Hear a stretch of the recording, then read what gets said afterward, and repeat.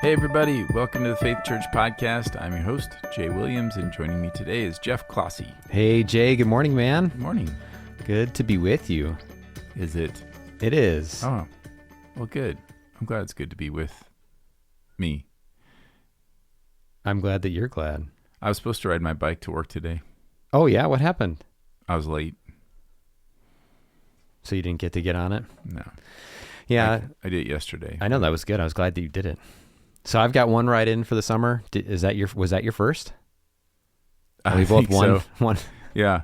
You've only ridden your bike once? This Yeah. summer? Well, into work. I Oh. haven't been riding a whole lot. We just had other things going on, but so I used to be a bike rider. That's how I feel right now. Yeah. But I'm glad that you rode yesterday. It was a beautiful day for it. I didn't even all I did to get my bike ready was pump up the tires. That's all you need. Is it? Yeah. I mean, the brakes worked. Yeah, exactly. And brakes are optional. Come on, let's be honest. There's all kinds of ways of... I shifted a couple of gears and tested the brakes and pumped up the tires. And you wear a helmet, so... And off I went. And you made it. And I did. I made it here and I made it home. And then this morning I was like, oh, this is a nice day today and tomorrow it's supposed to rain, so I should do that. And I allowed myself extra time, and then that extra time went away.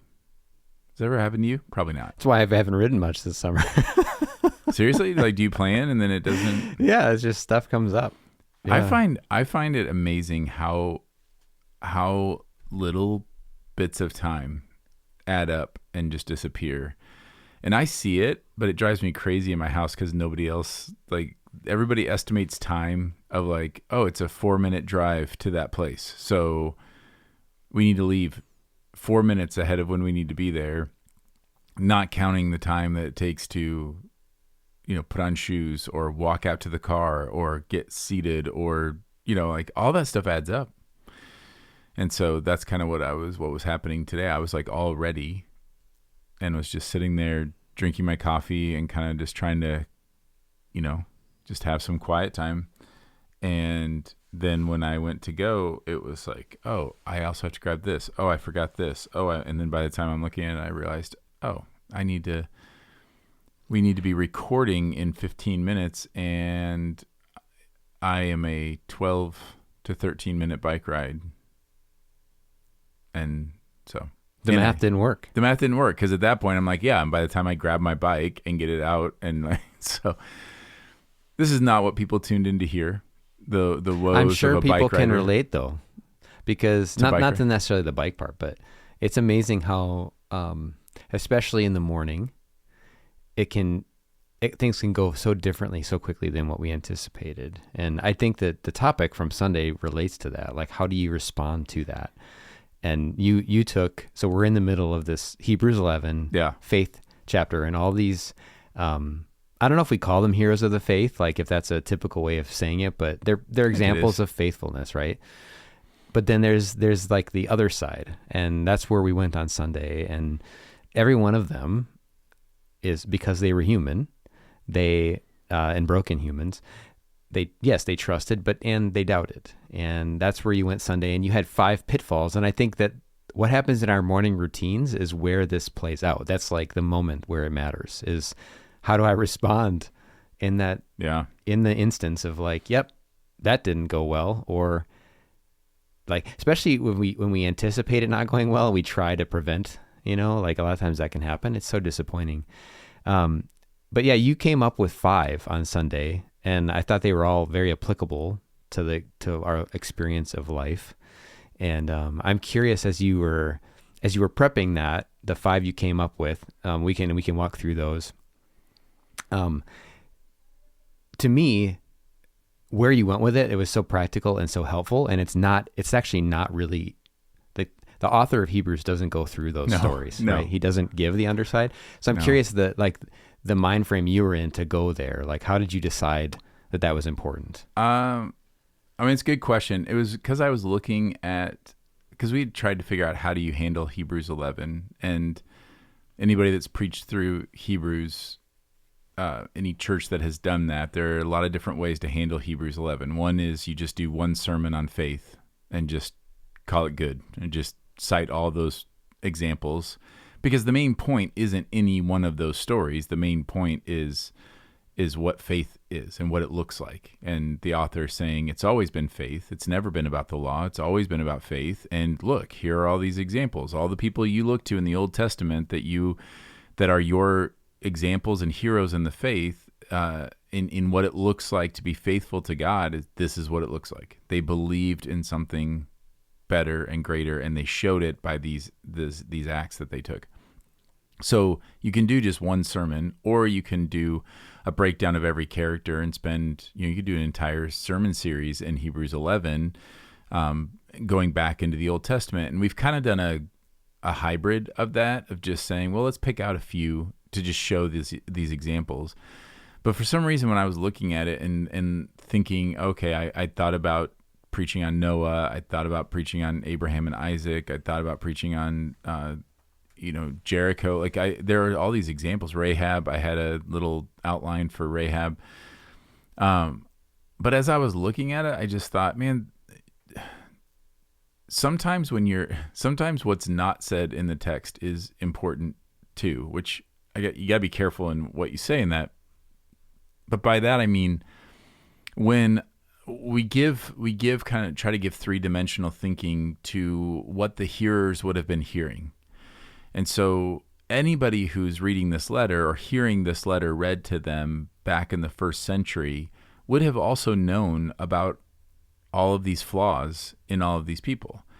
There's no way that they're going to sit there and go, oh, wow, well, I guess Moses just like, he like rejected all the riches of the world and then just turned and like let him out. The way that the author is summarizing it, if you didn't know anything about Moses, you would think, oh, wow, what an incredible example. Well, anyone who's listening to that knows his whole journey and so what does that say? Like both, what does it say that the author doesn't bring it up, which I tried to address at the end, and I'll probably address next week more.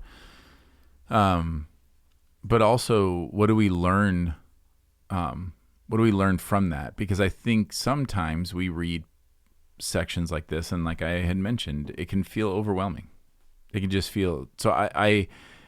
It's funny because I wish, in hindsight, I would have, and I had organized it a couple different ways. It was not the easiest of messages to organize. It went through a lot of iterations. And even where I landed, I'm like, oh, if I could do it over again, I would probably say, I would want it to sound more positive, because it was a negative. I went negative. Like all the points were negative. But the reason they were negative is because that was the most obvious connection, like the pitfalls. That's what I was trying to draw attention to. If I had gone with the positive, so for example, confess your doubt. So that could have been a point and maybe would have been more helpful. But then I have to make that connection between the confession of doubt to the lack of confession of doubt, which is what the story in Sarah, what Hebrews talks about with Sarah, doesn't have anything to do with confessing your doubt. So I would have had to like make a lot of connections. And so I was trying to, one, as funny as it sounds now, trying to make it a little more efficient and a little more like cut to the chase, and say like, hey, this is a pitfall. This is the other side of what we see in Hebrews 11, the shadow side of what's going on there. And this is what we can learn. This is what we can learn from it. And I thought the intent wasn't to go negative. The intent wasn't to like, the intent was to go relatable. Like I wanted people to hear that, yes, Sarah exercised great faith, but her faith wasn't flawless. Moses' faith wasn't flawless. Abraham's faith wasn't flawless. And I think if we are sensitive, I'm not talking about those who are hardened, but if you have a soft heart and you're sensitive to the Spirit, then you're going to feel that conflict. And the enemy is going to get in there and say like, well, you don't have that kind of faith. Look, you doubted. Or you're gonna start thinking, oh, the reason why these bad things happen is I didn't have enough faith.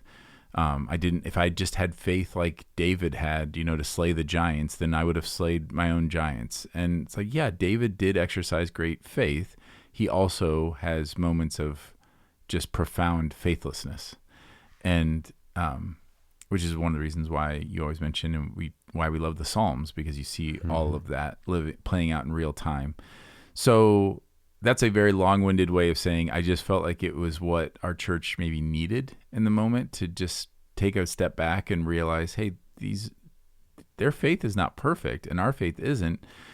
And just seeing in our culture how often we fall into these pitfalls. And why I went to 5 is like, these are the ones as I'm reading I just read the text and I thought like, oh, the kind of the shadow side of all of those stories, and thought basically just thought like, what's most pertinent to us right now? What do we see the most?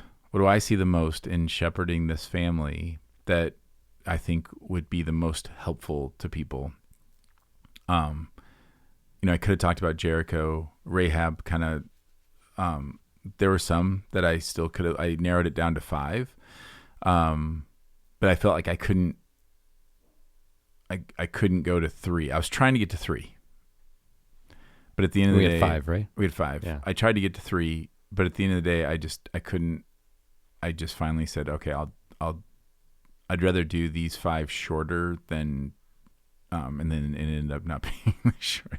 So, like, whatever. Well, to me, it's a really important exercise for us as we follow Jesus and we want to be students of His Word, to recognize, like, it can be so easy. I don't know if we even explicitly do it in our mind, but it's like we read about people in the Bible and we can sort of give them a status that is not quite human. And it's not necessarily even like superhuman. We just don't I think some of it is we don't slow down enough to imagine what would it have been like to receive this news of, like, Abraham and Sarah, the promise of a son after, they didn't think they could have one. And because they were real human beings and not just robots in a story or just characters that an author made up, they have a mix of emotions. They have all kinds of experiences. And it's important for us to know that so that we can learn how to be faithful to Jesus in the moments where we struggle, in the moments where we don't understand what God is doing, in the moments when we're tempted to doubt His love for us or His care for us or His power to take care of us or all those things. So I think it's a really good exercise. And to me, it applies not just to Hebrews 11 and not just to the category of faith, but really to following Jesus, because we're humans. We can vacillate from great faith, from great confidence in Him, but then in a moment, something can happen and that can all come crashing down. And I'm sure people listening, and I know I've experienced it, where that happens. Like, it can be day to day, it can be hour to hour, where we just change. And so if we believe that we are unique in that, I think all 5 of these things that you talked about will be our experience. But if we know and trust that we're not the first ones to experience that, in fact, that happens to God's people, and He's provided provision in the middle of that to deal with it. He's present when we feel those things. I think we're just much more well-equipped to deal with real life as it comes. Yeah, and, so you coach youth sports, and I'm sure you say something similar to this. There's a lot of different ways of phrasing it, but kids that I coached would hear me say a lot of don't let one mistake turn into 2. That was one of my youth coaches used to say that all the time. So you throw a bad pass, don't then go and foul the person that stole the pass. What you're trying to do is stop the spiraling effect of mistakes or sin or brokenness or, failure. Basically, you're trying to stem the spiraling effect of that. And so that's part of what I was trying to do there, is with doubt, just the realization that we all experience this. And so don't let it spiral. And if you can acknowledge it, so that's where, seeing how, and I could have gone into this, that all of those, one thing, maybe the most impressive thing about all of these people, all these examples in Hebrews 11, is that they didn't let it spiral.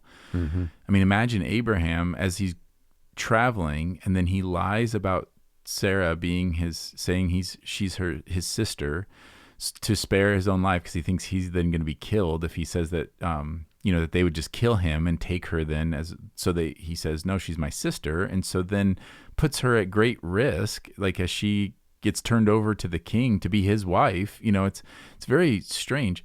Well, that could have spiraled for Abraham. He could have just been like, that's it, which is kind of what Moses does. Moses runs and hides in Midian for 40 years because he feels like, well, then I failed.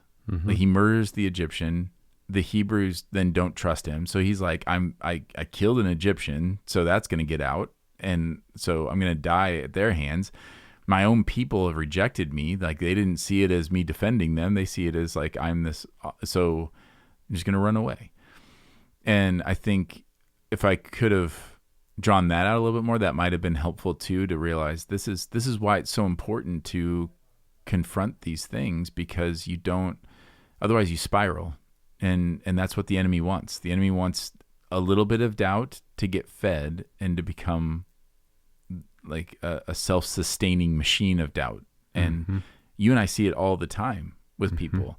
And I trace it back. I would say these 5 things are just the things I see all the time. You know, for example, and we want to cultivate a culture here of genuine faith. And one of the things that all of us have experienced is being around people who put up a front of faith, because you're not allowed to admit you have any doubts. You're not allowed to admit that you question, because if I do that, then God's not going to do what he says he's going to do, because I have to have, you know, even scripture talks about like not having an evil, unbelieving heart, like don't be double-minded and all these things. And so we kind of take that and think, oh, that means that I can't ever be weak in my faith. And so if I feel any weakness, I'm just going to pretend it's not there, or I'm just going to not say that it's there, you know, like, and we see that happen a lot. And then what that results in is fake. Yeah. You know, if you've ever been in any kind of Christian environment that you're like, this feels not genuine, that's one of the reasons. Is like, in cultures where you're not allowed to confess your unbelief, you're going to end up cultivating a culture where what's valued is just pretending like you have it all together, pretending like you're believing everything. Yeah, that was where you started. That was the first of the 5. The way you put it, or well, at least the way I wrote it, is we try to hide our doubt. We try to bury it and act like it's not there. And one of the points you made is that doubt then grows in the darkness. It's like that's the climate that it really loves, and it will just start to take off. And what we need to do, and I love how you went after it, is just to be honest about it, to bring it out into the open, is to, like, it's not to suffocate and smother it, but it's to take away the environment that it really thrives in. And sometimes by just even writing like what we're doubting, like I've known people where I've just asked them, just this week, take some time if you're not able in the moment to articulate what it is that you're actually doubting, because sometimes doubt is a vague feeling, and that's actually really difficult. It can just be like, I just feel this. But if we can actually get to the point where we can articulate it, even writing it in a journal can be super powerful. What we end up doing is we end up doubting our doubts. We end up wondering, maybe that doubt actually isn't valid, you know? And oftentimes what I have found in myself and in other people that I've walked with through doubt is that once you get past this like feeling of it and you start to articulate the actual content behind it and just be honest, it's not that the doubts just go away, but they lose their power. And I would say that living with a degree of uncertainty and doubt is not abnormal for followers of Jesus. And I think if we can with each other as brothers and sisters, just be honest about that, it does our souls very good. Because like you just kind of hinted at, the culture that basically believes we just need to pretend we believe things we don't and actually say we believe things we don't, that messes with your soul in a way that is, it's unbelievably harmful. It really is. And that actually, I think, is sometimes what people have experienced in church is that.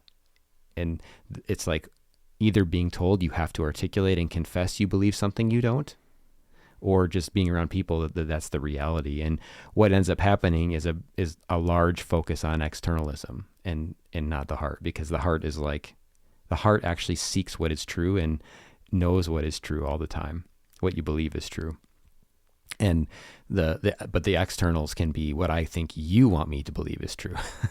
And then you just have this people pleasing and all kinds of grossness that comes out of it.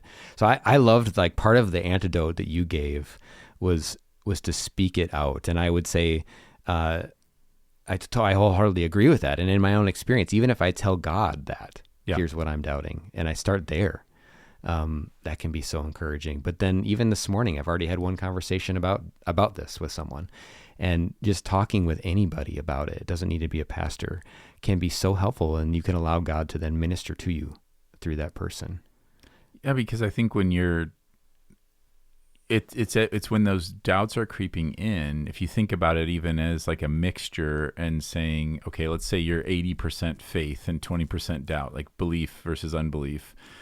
Well, when you confess it at 20% and you say it, then like 80% of you says, no, that's not actually what I believe. And you're able, like you said, it takes away its power. But if it grows and grows to where it's like 50-50, or it starts to tilt the other way, that's when that spiraling effect and that momentum really can take place. And I think just confessing it out loud, and then also being able to live in that tension. So one example I didn't give was there was a season for me where I really struggled to sing songs when I was struggling like with doubt, because I felt fake. I felt like a hypocrite. So one thing I wish I would have pointed out is to say, like, it's okay to live in that tension. I mean, that's what the story, the healing of that boy reveals, is that the man says, I believe, help my unbelief. Yes. There's a confession that these exist in the same space. It's not all or nothing. And so when I feel like I'm questioning something, that doesn't mean that I don't actually believe. It doesn't mean that I don't actually have faith. And it's not hypocritical to declare things that I know to be true, even if I'm not feeling it in that moment. Yep. And that was an important thing. So like, not feeling something in the moment isn't the same thing as not believing. It's just, we're complex, and our belief and our faith is a combination of what we know intellectually, what we feel emotionally, how we act. Like, it's all of those things in concert. And sometimes you have to cling to what you know in the midst of, like, not what you're feeling in that moment. So I probably, if I could do that over again, I would probably say, yeah, confess your doubt, but then also confess your belief. Like, do both. Like, confess, this is what I believe. This is what I know. And then as you are doing that, yeah, and we should definitely spend more time confessing what we believe and what we know to be true than what our doubts are. It's why our worship songs aren't full of like, I doubt you and I'm not sure, and I'm like there are lines in there that articulate that human experience of, when I'm weak, when I don't believe, when I don't see. Like, there are lines, but the majority of what we sing are the declarations of what we know to be true, because ultimately that's what we want to spend more time doing. So I hope that nobody left that thinking like, oh, so the most important thing when I'm having doubt is to speak out my doubt. Like, there's a tension there, right? Mm-hmm. Like, you want to confess what you believe also. Like, right. And in that process of talking with God about it, part of what we'd expect to happen is that then you are also being filled with the knowledge of all the things that are true about him. So it's a similar thing with lament, right? Where you're confessing your disappointment, your discouragement. You don't just stop there, though. Right. Then you say, and God, I know you're faithful. I know you're full of love. You've done this for me. You've saved me. Your son has died on the cross for me. All of these things. And then you ask him, but take away that. Change that circumstance. You still do ask, but there's a process. And I would say it's a similar process, actually. You want to be reminded. And when I've had moments in my past where I have struggled, and I've shared about some of those, especially at the men's conference this last year, I shared about some of those and kind of my grace awakening. When I had the moment of like, is this worth it, essentially, I was reminded of all the things I knew to be true factually about what God did in history through Jesus. And that is part of what you're getting at there, is that there ends up being a choice to trust. There really is. And that choice is dependent. That's why that prayer is so beautiful. I believe, help my unbelief, right? But in that prayer, you're acknowledging, I want to believe, I'm trusting you. Help me to trust you. It's an act of faith and obedience to believe what he has said to be true. It's acknowledging also his authority, that his voice is more authoritative than my feelings, and it's more authoritative than someone else's voice in my life as well. Yeah, and this is where the tension of all this stuff comes in. So I was thinking of the tension of having a culture. If you want a culture of genuine faith, one ditch is that's not genuine is when you're in a situation where no one can confess any kind of doubt. Like we just are all everything's great all the time. But then the other ditch is to just say the only thing that's genuine is suffering or doubt, right? So there are other churches and people.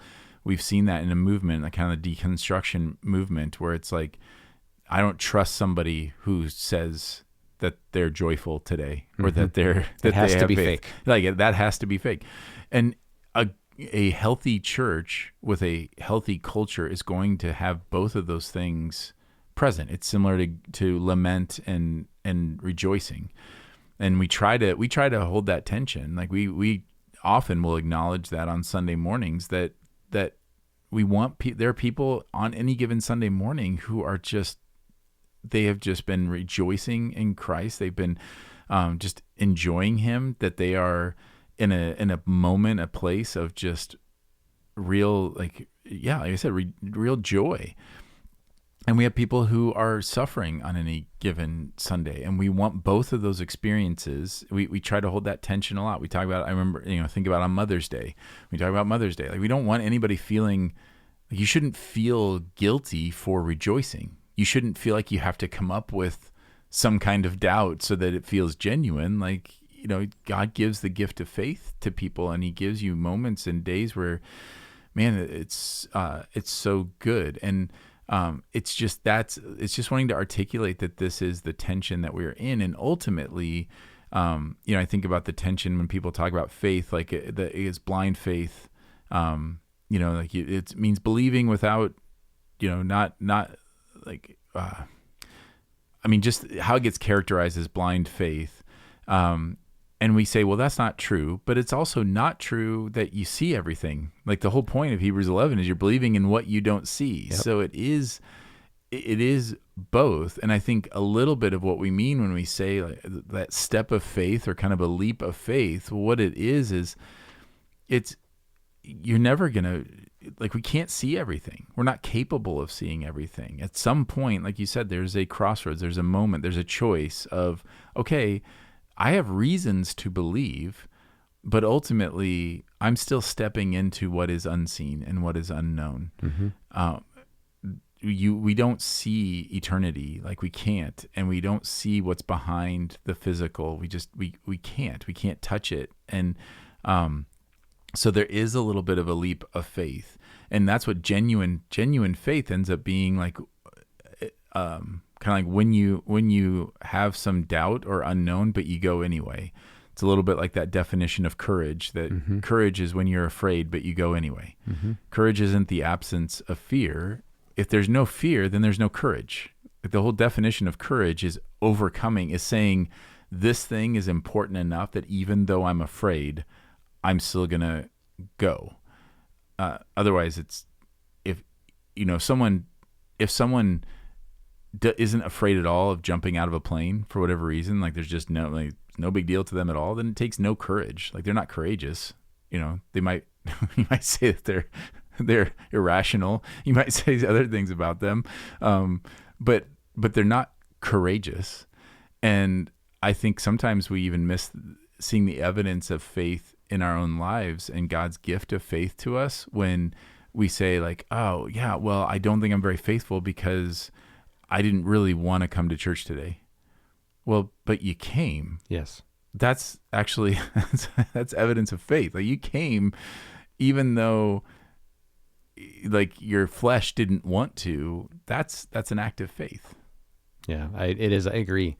Yeah, and I think that characterizing faith the way you just did is really helpful, and it's the way Hebrews does it, right? Faith and sight are the things that are like opposed. But not faith and knowledge. That's different. And oftentimes what people mean by blind faith culturally is like faith in the face of evidence that says no. And that's not what we're getting at. And it's not what Hebrews is getting at all. All of these people had good reason to trust God when they did. He had shown himself to them, and they knew him actually in personal relationship. It wasn't just an idea or a wish that they had, that they were just really hoping this comes true. It was based on something really solid, God's character.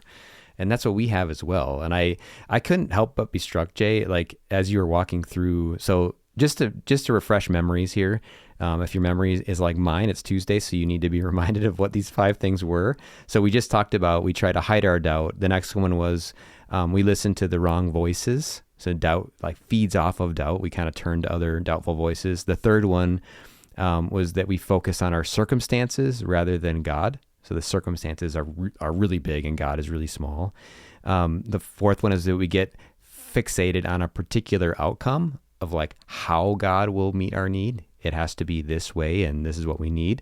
And if he doesn't in that way, we start to doubt him. And then the last one was that we underestimate the power of small faith and the necessity of just these regular, everyday, mundane acts of faithfulness that play into whether or not we can trust God. And all of those to me, they were all really good reasons of why it is essential for us as followers of Jesus to know his word, to really know what he has said, and to understand his character and what he is like actually, how he has been revealed by God to be, and how God has shown us who he is. Because that is, to me, what is at stake over and over and over again. Who is God? What is God like? And how does he then interact with us as human beings? And every day of our life, we seem to be, it could be any one of those 5 or all 5 of those things that you talked about, and any day. And the way that we answer them over and over again is by going back to, who are you, God? How do you interact with us? And what have you done for this situation to meet this need?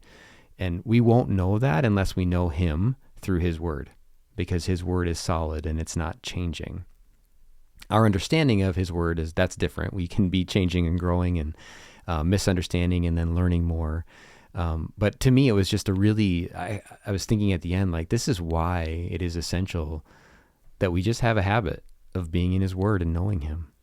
So I guess I'm curious, Jay, like just hearing that about the word and about like doubt, what comes to your mind as ways, we don't have to walk through all 5 of these right now at all, but what comes to mind as ways for people to, I was going to say get out ahead of, but I don't mean it that way. I mean, just have the habits, the healthy habits of these small acts of faithfulness that are then informed by his word on a daily basis. So we've talked about this before, but I'd like to get really specific about what could this look like to live in the places of faith that we know we have right now, rather than focusing on our doubt from his word. That's a good question. I mean, the first thing that pops in my head is just, I want to reiterate kind of what you said about being in the word and knowing him. That's ultimately what will encourage our faith, is knowing him and his character. Mm-hmm. So think about how often, and I've done this, so this is not a knock on anybody, and it's not always unwise, but how often we'll have some kind of decision or thing going on in our life, and what do we want to do? We want to say, okay, where in the Bible does it talk about this thing? Like, where does it talk about money? Because I have this financial decision to make. Where does it talk about forgiveness? Because I have to like figure out, how do I forgive? Where does it talk about, like whatever? That's why we have the concordance. That's why we have like in the back of the book and back of the Bible, and you say like, oh, I need hope right now. And so let me find verses of hope.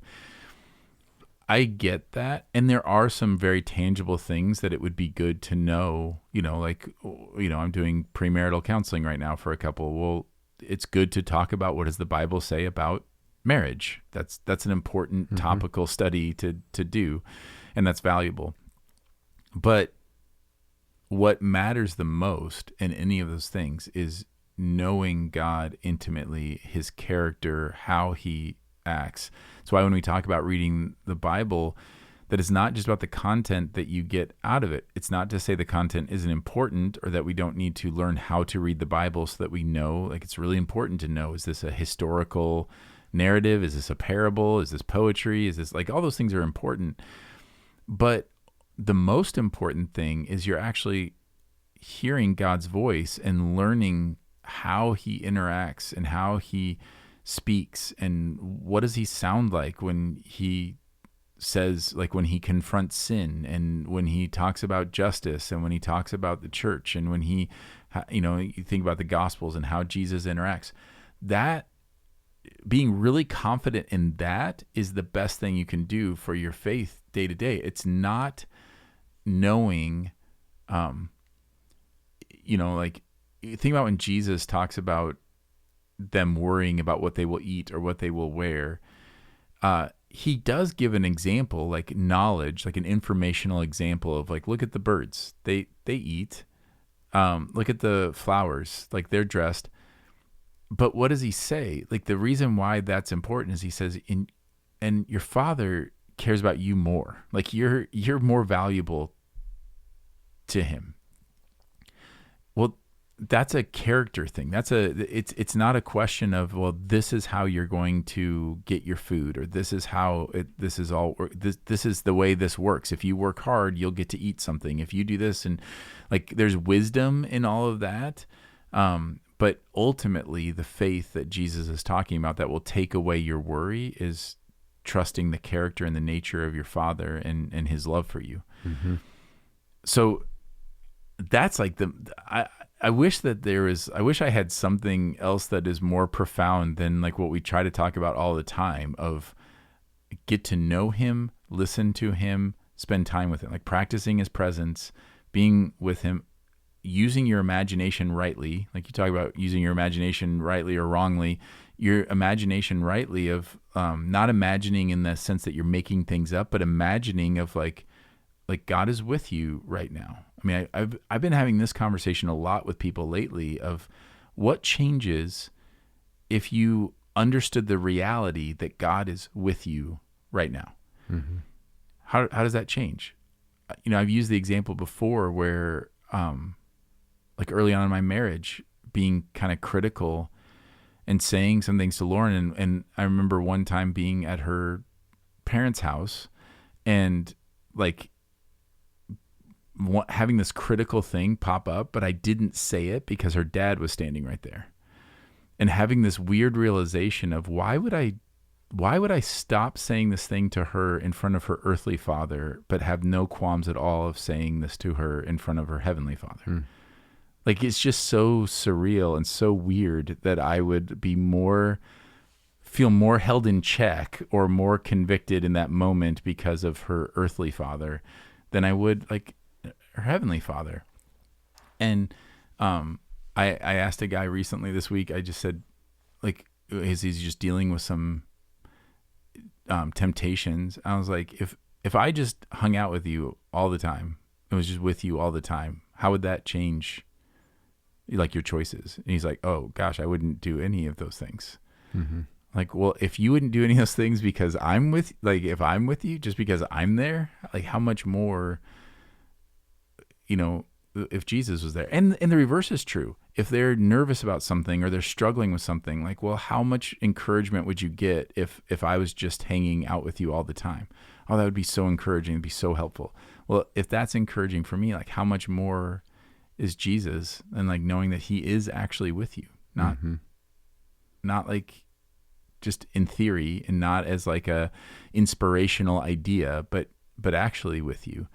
So in all the things, it all just comes back to reminding myself constantly he is with me, and then knowing enough from his word and spending enough time with him and practicing those small steps of faith enough that actually brings comfort. And I actually know, what it is that he's offering or doing in that moment. So that's not just a general idea, because you can just say like, oh, God is with me, but you don't know who God is, and you don't know how he interacts, and you don't know what he says because you're not in his word. And so it's just like, it's whatever you make up in your mind. That's not comforting. No, because we know when we're doing that, and we can feel like that we're trying to convince ourselves, that something's going to be okay just by using our own minds versus knowing a person who's real and tangible and present. And I totally agree too. And I've said this in multiple sermons because it has struck me so much. But early on in my walk with Jesus, a mentor said to me, one of the most important things that you will do every day is that you need to adjust yourself to the reality that you're living in God's presence. And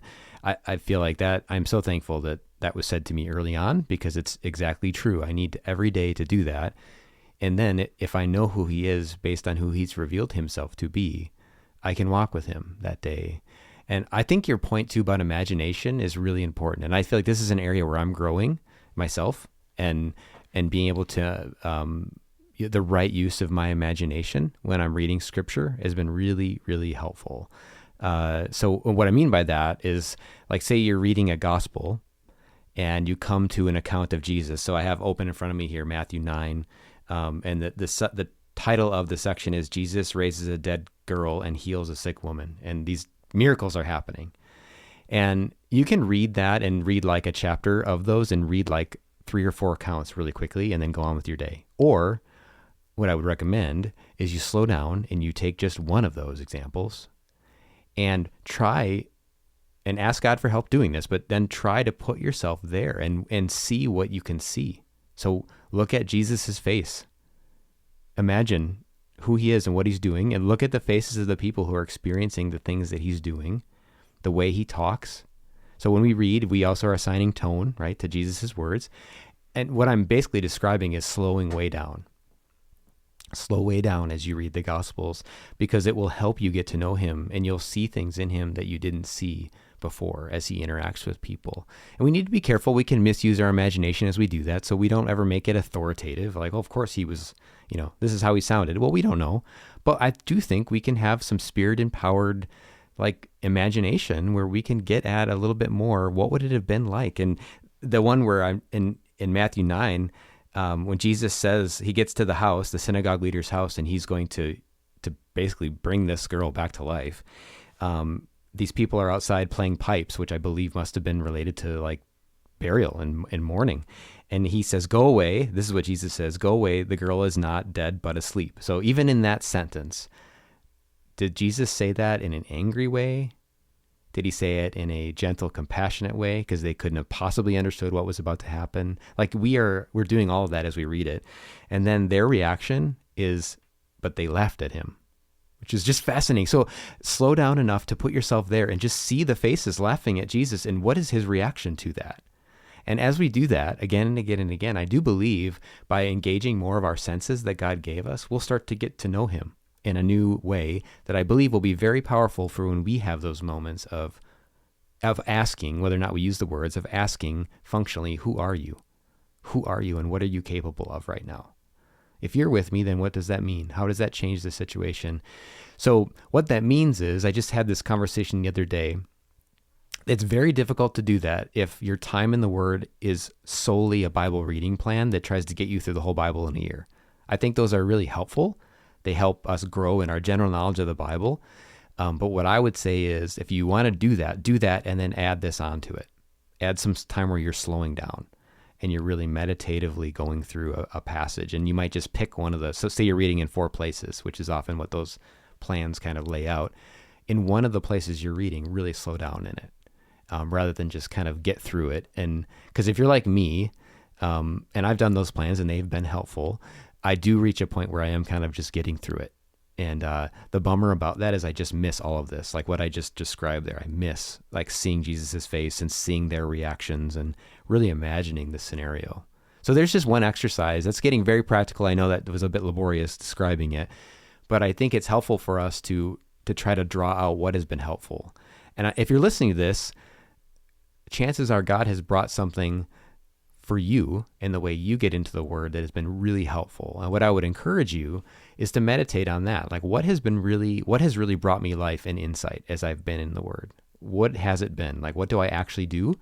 And then I would encourage you to share that with someone and then ask them the same question. What has been helpful for you? Because I'm guessing, and I know in our church family, there are countless ways that people have learned over the years of actually hearing God's voice through his Word in a powerful way and a not mechanical way.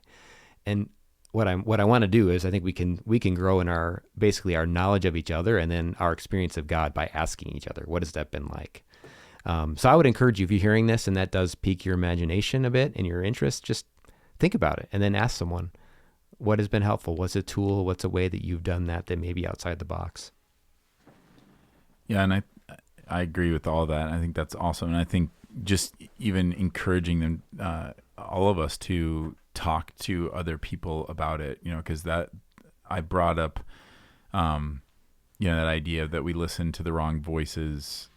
It's just so critical that we just need each other. And that's what I was struck by when I was reading it and thinking, and I could have I talked about Israel, obviously, because you just had this mass of, 2 to 3 million people. We don't know how many people exactly are going across this sea. And that's got to be such a mixed bag, of people who are just kind of going because, well, what else are we going to do? But if it was up to them, they wouldn't have crossed. If it was up to them, they would have gone back. And they didn't. But you also see it like with Abraham and Sarah, that how we could have talked about this. So we talked about Abraham's unfaithfulness, but it was Sarah's suggestion, right? Like it wasn't like Abraham stepped out on his marriage and Sarah's like, what are you doing? Like Sarah's the one that, puts him up to it or says that I think you need to do this. So that's what happens when we'll feed each other's doubt and grumbling and complaining and all that. And we'll feed off of that. And so a practical thing I would give as far as that kind of community is you want to make sure that when you have doubt and you're confessing it to God, and when you think about, I need help with, from other people in this, a faithful response to that is to receive a person's confession of lack of belief or unbelief or doubt and have compassion on that, and then gently proclaim faith. Like you're actually, so remember I said earlier, we're always this tension. And so as you confess doubt, we should also be confessing our belief. Well, in the same way, when we receive someone's confession of unbelief, it should look like I have compassion on, like, what Jesus gives. Like I have compassion on this. Like I know what that's like to feel that way, and I can see how you would, why you'd be struggling in that. But let me tell you, and then to speak faith into that, so that you're being like something for them to hold on to. So it's not a confronting or correcting even, and it could be like there could be gentle correction if there's like a confession of something false about God, of that they just don't know. Like there could be a lack of understanding that you could give, like, oh, actually God, we see this in Scripture, for example. But I think more what it is you're just kind of being like a railing for them to hold on to in that moment. That's what we do when we pray for someone. When somebody says, could you pray for me because I'm scared? What you're doing is you're being faith for them. Like you're being the thing that you're saying, you're praying the prayer of faith that they are struggling to pray right now, and you're doing it on their behalf. That's what intercession really is. It's why when the Spirit intercedes on behalf of us, like even when we don't know what to pray, that's a little bit what we do with other people. And so I'm saying that to say, you'll know you found a healthy person to confess your doubt to when they respond with understanding and also with a strength. One of the things that we struggle with is when we try to be strong for other people is we then feel like, oh, well, then I have to be able to like put on this front. And so now I receive that. And so that's when we get things like, we just kind of throw out spiritual platitudes of, like, oh, I'm sure it'll all be fine, or, God will take care of everything or whatever. But that's not what's helpful. What's helpful is typically specific things of, well, here's what I know. I know that God is with you. I know that no matter whatever happens, he will give you grace for the moment. And I know that we can bring our requests to him. often that's my response when someone is scared or struggling with a lack of faith, or they're dealing with circumstances that are daunting, like let's say a medical test or whatever. Those are kind of the big things that I respond with, of like, I understand their fear, compassionate about their fear and their doubt, or their, even if it's not specifically doubt, but just anything that's just their unease and their confusion and their fear and all that. But then I also want to declare what we know. And typically in those situations, it's those things. What we know is God is with us. Mm-hmm. What we know is he hears our cries. What we know is that we're supposed to make our petitions, make our requests known to God. And so we're going to do those things. We're going to tell God what we want, and we're going to declare the reality that we know that whatever happens, he will give us grace for the moment when we need it. Yeah. Which is different than just being like, oh no, I'm sure it'll be fine. Totally different. Yeah. One is anchored into knowledge of a person, and one is a wish. Right. It's just an optimism. Right. And it's good to be hopeful. That's not a bad thing, but just general optimism is very different than what you're describing. I think it's both sides of that coin, or like one coin, right? The empathy, the compassion for the person who's in the middle of it, because they're suffering in some way, whether it's fear, doubt, whatever it is, and trying to acknowledge that is really difficult. And then also, but not leaving it there. I love that encouragement of saying, we know things about God. We've learned things about him in his word and in our experience, and we can share that then as well. Yeah.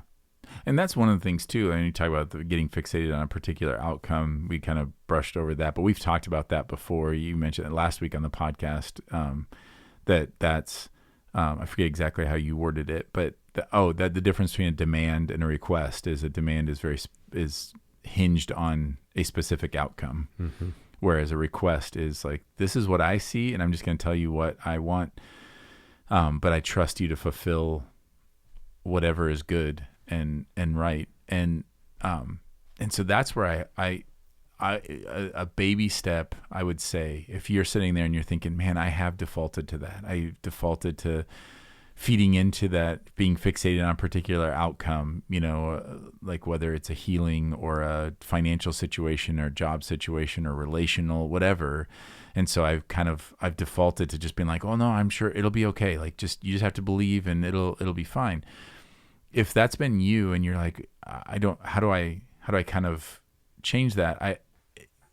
It's always helpful when dealing with someone who's in a situation like that to point them to the character and nature of God.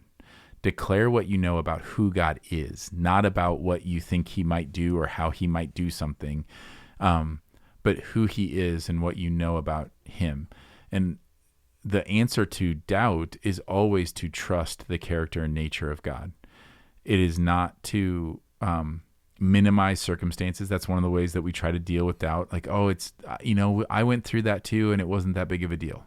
Like I think about my gallbladder surgery that I just had. That's like one of the simplest procedures. Like people do them, they happen all the time. But if I'm feeling doubt or fear in that, the world's way of comforting me is telling me how successful all of those surgeries are. But what's actually comforting is just knowing that God is God and he's good, and so I can trust him. And so I just think, like, just be careful, be mindful of the other ways that we try to deal with people's doubt. And I think we do that sometimes because it makes us uncomfortable too. We buy into some of the same fears of like, oh, if you say that, and like, I don't know what to do with your doubt. And so then we just try to say something that makes it really makes us feel better. Like, right. We make it about us, which is, understandable in that moment. You can feel a responsibility and feeling like, I want to do this well. But as soon as we do shift kind of the spotlight to be primarily on us, our response isn't going to be as helpful. It will be about us. And there's a way and we're describing a compassionate way of sharing what is true. There's also a way that is not compassionate, that is not helpful, that actually is discouraging when sharing what is true. So I would just say, like, be bold in that and do it with compassionate love. Yeah. And I think if you do that in trusting Jesus as you're helping a friend or a family member, you can trust him with the outcome of that conversation. Yeah. You know, that's never on us, what he wants to do with it. I don't remember if it was you. Somebody was, I think it was you. And maybe it was in a sermon or maybe it was in a conversation of asking the question of how does God view you Yep. Right now? And I found that to be a really helpful question to ask people who are struggling in that. It exposes a lot.